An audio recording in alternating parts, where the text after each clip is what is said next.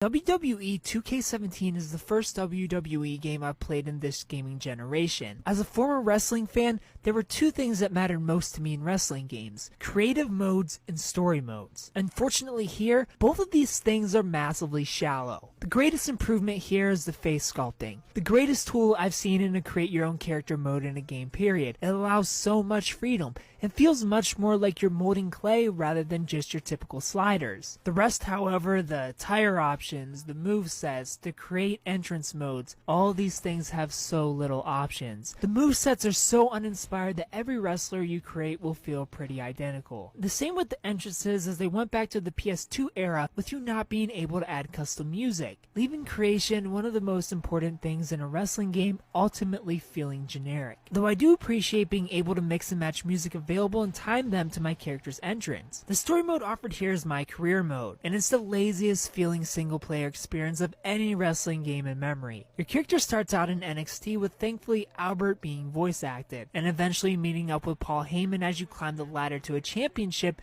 and he's voice acted as well. But I'm not joking when I say WWF SmackDown 2 from PlayStation 1 had more voice acted sections than this game does. As beyond the first 10 minutes of the game and that one time you meet Paul Heyman, you get to read dialogue while an NPC awkwardly moves their mouth. This is understandable for a created superstar, but as for interviewers and other superstars you start rivalries with, it's unacceptable. This is another case of procedural generation garbage. 2K didn't want to put in the effort of making cutscenes or hiring someone to write their own storyline, so they give a mode where you create someone and it's up to you to cut promos and make your own rivalries, and occasionally trigger a cutscene once every 5 hours. The promos here are a great idea, but the crowd feels so dead that it's hard to read the type of crowd in your current city. As you're told early on, each crowd is different and reacts to different things. It would be nice to get booed by them or cheered so you can dish out an awesome promo, but none of this happens, leaving you to have to guess your way through an always awkward 2-minute promo calling someone out or promoting yourself. I of course would call out people ranked higher than me, yet after defeating these characters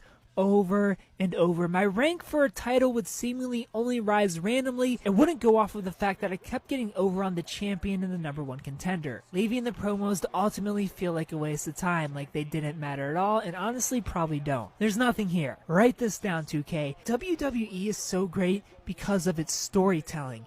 How can you leave the best part of this property out of your game? We want story, not 1,000 matches. I had to make stories up in my mind to keep me pushing forward through the calendar. A calendar that made me fight at least twice every single week, of course to cheaply prolong everything and felt like a drag. Even when the authority disapproved of me because I wouldn't follow their orders in a match. This